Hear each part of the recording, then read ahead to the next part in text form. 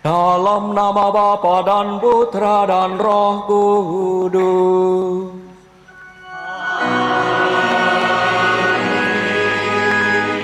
Damai bagimu.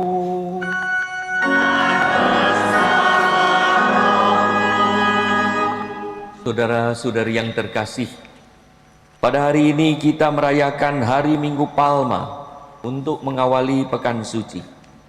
Kita akan mengenangkan misteri Tuhan. Bagaimana Paskah Tuhan terjadi ketika Yesus menggenapinya dengan memasuki kota Yerusalem dan disambut anak-anak secara meriah sebagai Sang Raja Agung dengan sorak-sorai Hosana, Hosana, Hosana. Ia tampil tidak dengan menunjukkan kemewahan dan lambang kebesaran seperti seorang raja duniawi dengan menggunakan kuda. Meskipun ia datang dengan menunggang seekor keledai yang menunjukkan kerendahan hati dan siapakah dirinya, namun sebenarnya ia adalah raja sejati. Sang Raja Damai, dia diutus Allah menjadi panutan bagi umatnya, penuh kasih kepada kita semua, namun dia mati karena kebencian manusia. Mari dalam perayaan ini kita membuka hati kita. Yesus hendak memasuki hati kita. Mari kita juga menyiapkan diri, karena Yesus mau mengunjungi umatnya, menyediakan diri bagaikan keledai yang dibutuhkan oleh Tuhan untuk memasuki kota Yerusalem. Siapa tahu hidup kita pun dipersembahkan, dipinjamkan kepada Tuhan, agar Tuhan mampu memasuki hati umatnya, hingga banyak orang makin dengan penuh iman berseru, Hosana, Hosana, Hosana. Marilah kita berdoa.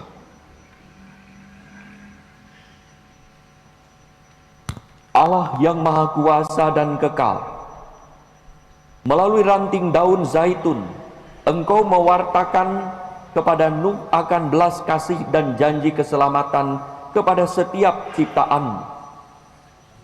Pun daun palma ini, Engkau menghendaki Yesus putramu disambut sebagai Mesias Raja Damai yang rendah hati dan lembut hati. Ia datang untuk menggenapi perjanjian itu. Maka Tuhan, berkatilah daun-daun palma ini,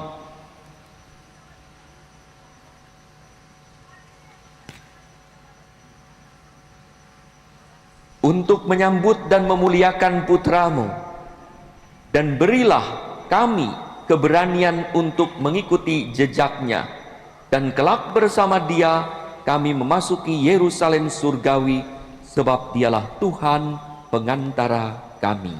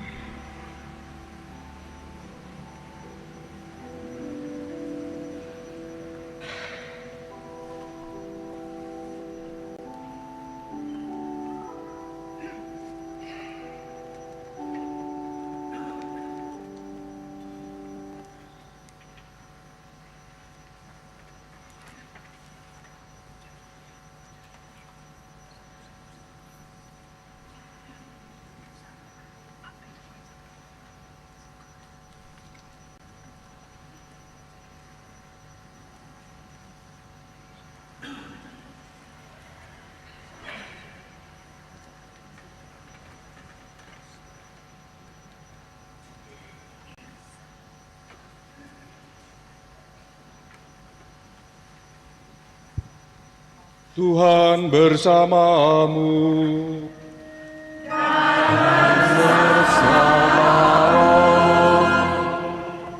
Injil menurut Lukas. Dimuliakanlah Tuhan. Dalam perjalanannya ke Yerusalem, ketika telah mendekati Betfage dan Betania, yang terletak di bukit yang bernama Bukit Zaitun, Yesus menyuruh 2 orang murid-Nya dengan pesan, "Pergilah ke desa yang di depanmu itu. Pada waktu masuk di situ, kamu akan mendapati seekor keledai muda tertambat yang belum pernah ditunggangi orang. Lepaskanlah keledai itu dan bawalah kemari. Jika ada orang yang bertanya kepadamu, 'Mengapa kamu melepaskannya?' jawablah begini, 'Tuhan memerlukannya.' Lalu pergilah kedua murid yang disuruh itu, dan mereka mendapati segala sesuatu seperti yang telah dikatakan Yesus. Ketika mereka melepaskan keledai itu, berkatalah para pemiliknya, 'Mengapa kamu melepaskan keledai itu?' Kata mereka, 'Tuhan memerlukannya.' Membawa keledai itu kepada Yesus, alas dengan pakaian mereka, dan menolong naik ke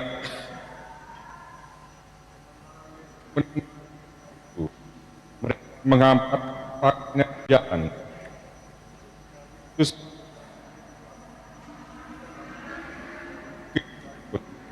mulailah semua murid yang mengiringi dia bergembira dan memuji Allah dengan suara nyaring, oleh karena segala mukjizat yang telah mereka lihat. Kata mereka, 'Terpujilah Dia yang datang dalam nama Tuhan. Damai di surga dan kemuliaan di tempat yang maha tinggi.' Beberapa orang Farisi di antara orang banyak itu berkata kepada Yesus, 'Guru, tegurlah murid-murid-Mu itu.' Jawab Yesus, 'Aku berkata kepadamu, jika mereka ini diam, maka batu-batu ini akan berteriak.' Demikianlah sabda Tuhan. Terpujilah Kristus.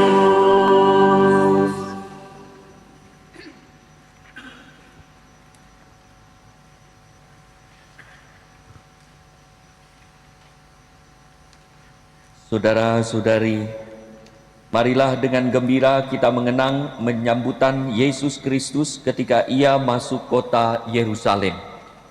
Sambil memegang daun palma untuk memuji dan memuliakan Dia, kita menyerukan Yesus adalah Tuhan dan Raja, sambil membuka hati kita, kiranya Ia berkenan memasuki pintu hati kita.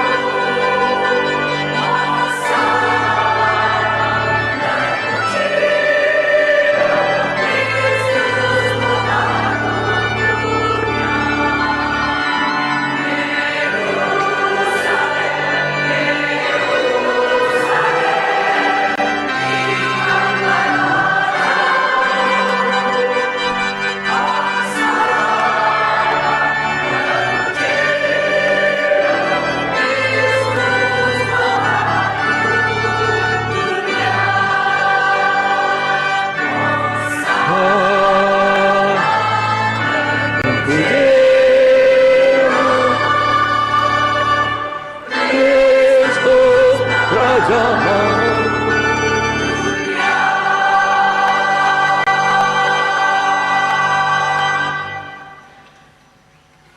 Pada Minggu Palma ini kita berdoa mohon perdamaian dunia. Kiranya banyak hati membuka diri hingga Tuhan berkenan memasukinya dan orang mengalami belas kasih dan pertobatan. Mari kita persembahkan doa-doa harapan kita. Kiranya Tuhan berkenan mengabulkan dan berbelas kasih pada kita. Marilah kita berdoa.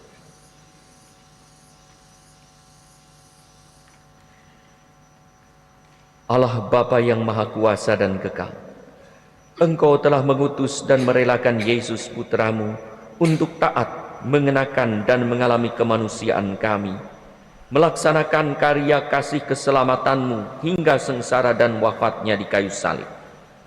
Semoga kami semakin mampu memahami misteri suci ini, dan dengan setia ikut mengalami jalan salibnya, agar pantas mengambil bagian dalam kemuliaan kebangkitannya. Sebab dialah yang hidup dan berkuasa bersama Dikau dalam persatuan dengan Roh Kudus, Allah sepanjang segala masa.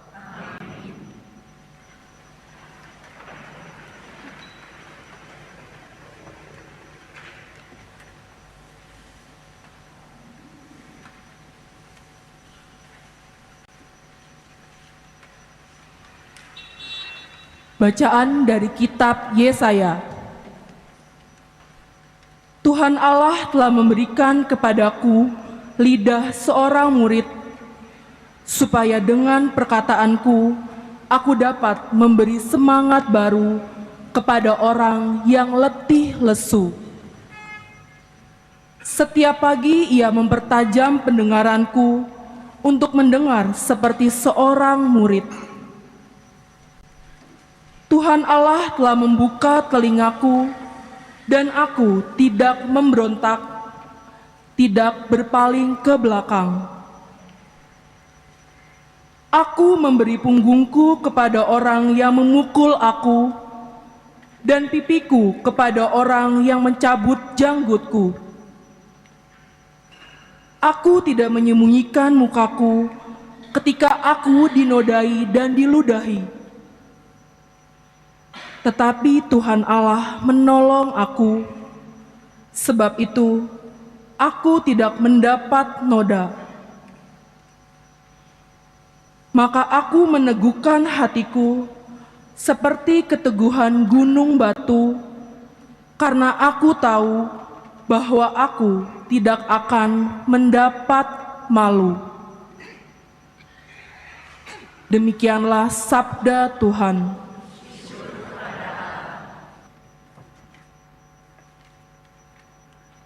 Bacaan dari surat Rasul Paulus kepada jemaat di Filipi. Saudara-saudara, walaupun dalam rupa Allah, Kristus Yesus tidak menganggap kesetaraan dengan Allah itu sebagai milik yang harus dipertahankan. Sebaliknya, Ia telah mengosongkan diri dan mengambil rupa seorang hamba dan menjadi sama dengan manusia. Dan dalam keadaan sebagai manusia, Ia telah merendahkan dirinya dan taat sampai mati, bahkan sampai mati di kayu salib. Itulah sebabnya Allah meninggikan Dia dan menganugerahinya nama di atas segala nama, supaya dalam nama Yesus bertekuk lututlah segala yang ada di langit, yang ada di atas dan di bawah bumi, dan bagi kemuliaan Allah Bapa, semua lidah mengakui Yesus Kristus adalah Tuhan. Demikianlah sabda Tuhan. Inilah kisah sengsara Tuhan kita Yesus Kristus menurut Lukas. Pada waktu itu, bangkitlah seluruh sidang itu, dan Yesus dibawa menghadap Pilatus. Mereka mulai menuduh dia, katanya, Kami mendapati bahwa orang ini menyesatkan bangsa kami dan melarang membayar pajak kepada Kaisar. Dan tentang dirinya, ia mengatakan bahwa ia adalah Kristus, yaitu Raja. Pilatus bertanya kepada Yesus. Engkaukah raja orang Yahudi? Jawab Yesus. Engkau sendiri mengatakannya. Kata Pilatus kepada imam-imam kepala dan seluruh orang banyak itu. Aku tidak menemukan kesalahan apapun pada orang ini. Tetapi mereka makin kuat mendesak, katanya. Ia menghasut rakyat dengan ajarannya di seluruh Yudea. Ia mulai dari Galilea dan sudah sampai ke sini. Ketika Pilatus mendengar itu, ia bertanya, apakah Yesus itu seorang Galilea? Ketika tahu bahwa Yesus seorang dari wilayah Herodes, Pilatus mengirim dia menghadap Herodes yang pada waktu itu ada juga di Yerusalem. Ketika melihat Yesus, Herodes sangat girang, sebab sudah lama ia ingin melihatnya karena sering mendengar tentang dia dan mengharapkan dapat melihat bagaimana Yesus mengadakan suatu mukjizat. Ia mengajukan banyak pertanyaan kepada Yesus, tetapi Yesus tidak memberi jawaban apapun. Sementara itu, imam-imam kepala dan ahli-ahli Taurat maju ke depan dan melontarkan tuduhan-tuduhan yang berat terhadap Yesus. Bahkan Herodes dan pasukannya menghina dan mengolok-olokkan Yesus. Ia mengenakan jubah kebesaran kepada Yesus, lalu mengirim dia kembali kepada Pilatus. Pada hari itu juga, bersahabatlah Herodes dan Pilatus yang sebelumnya bermusuhan. Lalu Pilatus mengumpulkan imam-imam kepala dan pemimpin-pemimpin serta rakyat. Ia berkata kepada mereka, Kamu telah membawa orang ini kepadaku sebagai seorang yang menyesatkan rakyat. Lihat, aku telah memeriksanya di hadapan kamu, dan dari kesalahan-kesalahan yang kamu tuduhkan kepadanya, tidak ada yang kudapati padanya. Herodes juga tidak menemukan kesalahan apapun, sehingga ia mengirimkan dia kembali kepada kami. Sesungguhnya tidak ada apapun yang dilakukannya yang setimpal dengan hukuman mati. Jadi aku akan mencambuk dia, lalu melepaskannya. sebab Pilatus wajib melepaskan seorang bagi mereka pada hari raya itu. Tetapi mereka berteriak bersama-sama, Enyahkanlah dia, lepaskanlah Barabas bagi kami. Barabas ini dimasukkan ke dalam penjara berhubung dengan suatu pemberontakan yang telah terjadi di dalam kota dan karena pembunuhan. Sekali lagi, Pilatus berbicara dengan suara keras kepada mereka karena ia ingin melepaskan Yesus. Tetapi mereka berteriak membalasnya, Salibkan dia, salibkan dia. kata Pilatus untuk ketiga kalinya kepada mereka. Kejahatan apa yang telah dilakukan orang ini? Tidak ada kesalahan apapun yang kudapati padanya yang setimpal dengan hukuman mati. Jadi aku akan mencambuk dia, lalu melepaskannya. Tetapi dengan berteriak, mereka mendesak dan menuntut supaya Yesus disalibkan. Akhirnya, mereka menang dengan teriak mereka. Lalu Pilatus memutuskan supaya tuntutan mereka dikabulkan. Ia melepaskan orang yang dimasukkan ke dalam penjara karena pemberontakan dan pembunuhan itu sesuai dengan tuntutan mereka. Sedangkan Yesus diserahkan kepada mereka untuk diperlakukan semau-maunya. Ketika mereka membawa Yesus, mereka menahan seorang yang bernama Simon dari Kirene yang baru datang dari luar kota. Lalu mereka meletakkan salib di atas bahunya supaya dipikulnya sambil mengikuti Yesus. Sejumlah besar orang mengikuti Yesus. Di antaranya banyak perempuan yang menangisi dan meratapi dia. Yesus berpaling kepada mereka dan berkata, Hai putri-putri Yerusalem, janganlah kamu menangisi aku, melainkan tangisilah dirimu sendiri dan anak-anakmu. Sebab lihat, akan tiba masanya orang berkata, berbahagialah perempuan mandul, berbahagialah perempuan yang rahimnya tidak pernah melahirkan dan yang tidak pernah menyusui.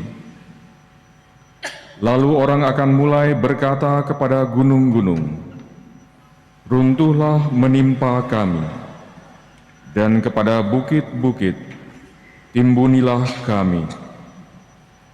Sebab jika orang berbuat demikian dengan kayu basah, apakah yang akan terjadi dengan kayu kering? bersama Yesus digiring juga dua orang lain, yaitu dua penjahat, untuk dihukum mati bersama-sama dengan dia.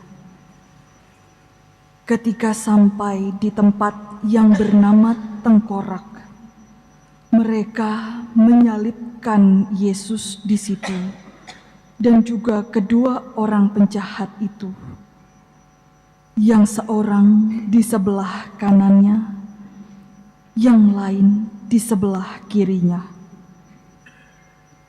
Ketika bergantung di kayu salib, Yesus berkata, Ya Bapa, ampunilah mereka, sebab mereka tidak tahu apa yang mereka perbuat.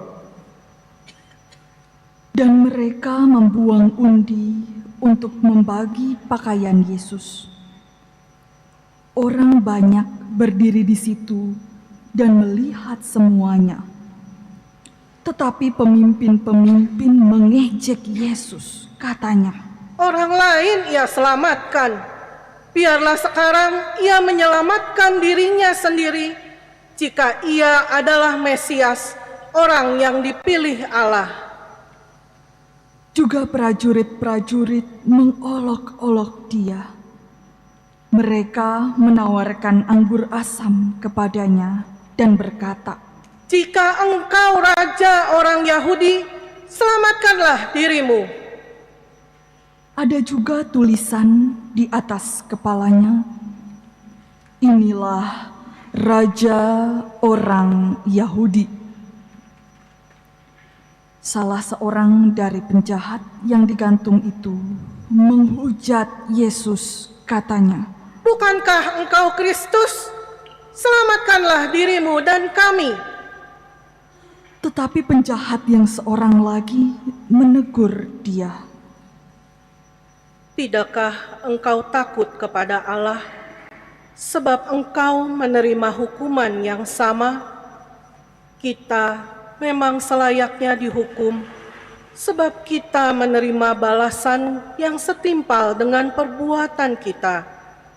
Tetapi orang ini tidak berbuat sesuatu yang salah. Lalu ia berkata kepada Yesus, Yesus, ingatlah aku apabila Engkau datang sebagai Raja. kata Yesus kepadanya, Aku berkata kepadamu, sesungguhnya pada hari ini juga engkau akan ada bersama-sama dengan aku di dalam Firdaus. Ketika itu, hari kira-kira pukul 12. Kegelapan meliputi seluruh bumi itu sampai pukul 3, sebab matahari tidak bersinar. Tirai bait suci terkoyak menjadi 2. Lalu Yesus berseru dengan suara nyaring, Ya Bapa, ke dalam tangan-Mu kuserahkan nyawaku. Sesudah berkata demikian, Yesus menghembuskan napas terakhirnya.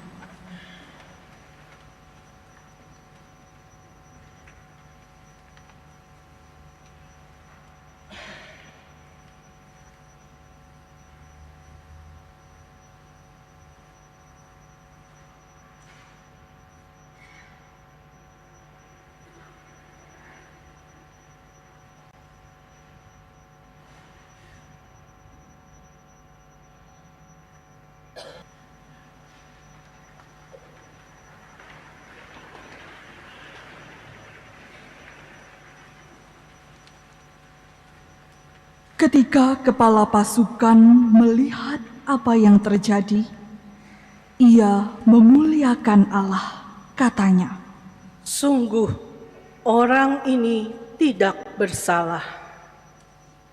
Di situ berkerumun pula orang banyak yang datang untuk menyaksikan seluruh peristiwa itu. Sesudah melihat apa yang terjadi itu, pulanglah mereka sambil memukul-mukul diri. Semua orang yang mengenal Yesus dari dekat, termasuk perempuan-perempuan yang mengikuti Dia dari Galilea, berdiri dari jauh dan melihat semua itu. Demikianlah sabda Tuhan. Pujilah Kristus. Saudara-saudari yang terkasih,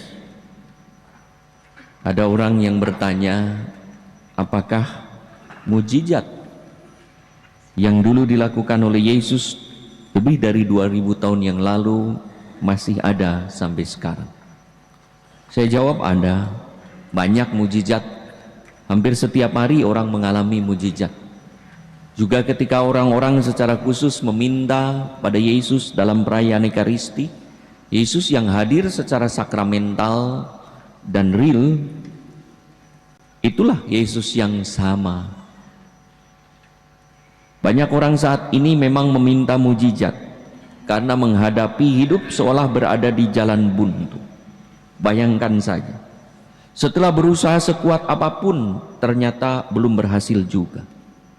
Orang sakit badan dirawat di mana-mana, bahkan sampai melibatkan ahli ternama pun ternyata belum sembuh juga.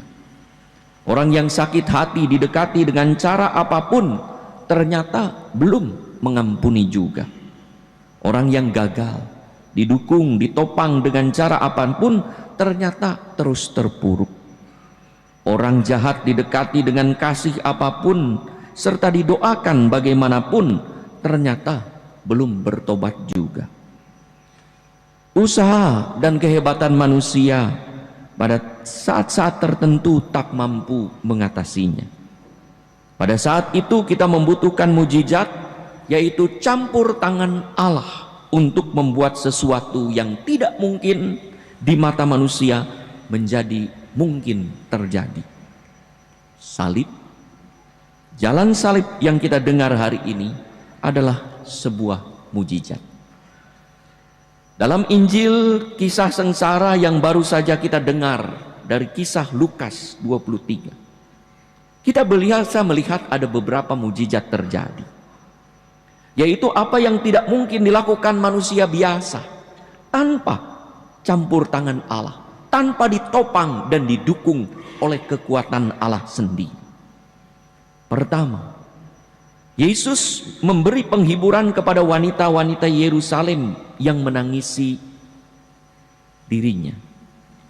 Dalam keadaan ditinggalkan para murid, sahabat, dan orang dekat, Yesus membutuhkan penghiburan, dukungan dari siapapun yang bersimpati padanya. Tetapi ia tidak terjebak pada penderitaannya. Penderitaan tidak membuatnya lemah secara spirit rohani, apalagi sampai terhalang untuk berbuat sesuatu yang baik kepada orang lain. Penderitaan tidak menguasai dirinya, maka ia menghibur wanita-wanita itu. Kedua, di atas kayu salib Yesus mengampuni mereka yang sudah membuatnya menderita. Dalam kepedihan rasa sakit, luka, tusukan paku, dan duri, Yesus berseru, "Bapa, ampunilah mereka, sebab mereka tidak tahu apa yang mereka perbuat." Itulah kiranya kisah air susu dibalas dengan air tuba. Sekalipun diperlakukan demikian kejam, Yesus tidak membalas dan tidak berkata yang jelek tentang mereka yang membuatnya menderita.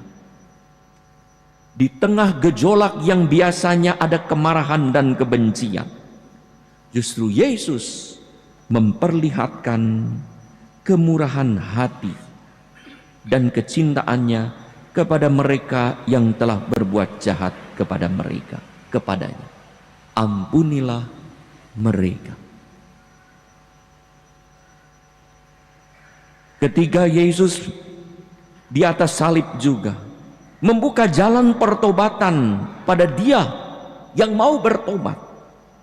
Tiada kata terlambat untuk bertobat bagi siapapun, sekalipun bagi penjahat yang harus dilakukan di akhir hidupnya, di detik-detik sebelum kematiannya. Maka kepada salah satu penjahat yang berharap pada Yesus, Yesus pun berseru,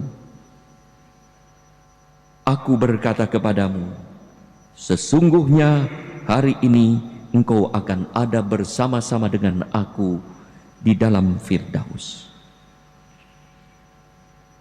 Di situ ada saat rahmat pada detik-detik terakhir seorang penjahat untuk mengenal Yesus dan mengalami rahmat Allah melalui Tuhan, hingga ia pun mengalami diselamatkan. Di tengah penderitaannya pun Yesus memberikan berkat. Itulah misteri salib. Penderitaan yang luar biasa memberi berkat istimewa bagi kita. Keempat, mujizat. Meski merasa hidup bukan hanya dihabisi, tetapi juga bagaikan dihabisi oleh sesama, oleh para muridnya, dikhianati dan disangkal, serta mengalami ditinggalkan Allah. Hingga Yesus berkata, "Ya Allahku, mengapa engkau meninggalkan aku?" Yesus tetap tertuju pada Allah. Ia tidak dikuasai oleh penderitaannya dan berserah diri pada Allah. "Ya Bapa, ke dalam tangan-Mu kuserahkan nyawa." Itulah kepasrahan dan penyerahan, persembahan diri, dan tetap taat kepada Allah dalam penderitaan yang tak terkatakan. Saudara-saudari yang terkasih, kita semua pernah menderita, atau mungkin sekarang sedang mengalami penderitaan dengan skala dan alasan yang berbeda-beda. Dengan 4 mujizat jalan salib, kita diteguhkan bahwa penderitaan, pengkhianatan, kejahatan bukanlah akhir dari segalanya. Kita tidak sendirian. Yesus yang telah mengalami rasa sakit dan pedih akan juga menemani kita. Yesus yang telah mengalami penderitaan dan habis-habisan hidupnya akan menyertai, memberkati dan menopang kita. Karena Ia tahu betul bagaimana rasa sakit, pedih, pilu, dikhianati, ditinggalkan dan menderita seperti yang kita alami. Minggu Palma hari ini mengantar pada Jumat Agung. Setelah Jumat Agung ada Minggu Paskah. Tak ada mahkota tanpa penderitaan. Pepatah kita pun berkata, berakit-rakit dahulu, berenang-renang kemudian. Bersakit-sakit dahulu, bersenang-senang kemudian.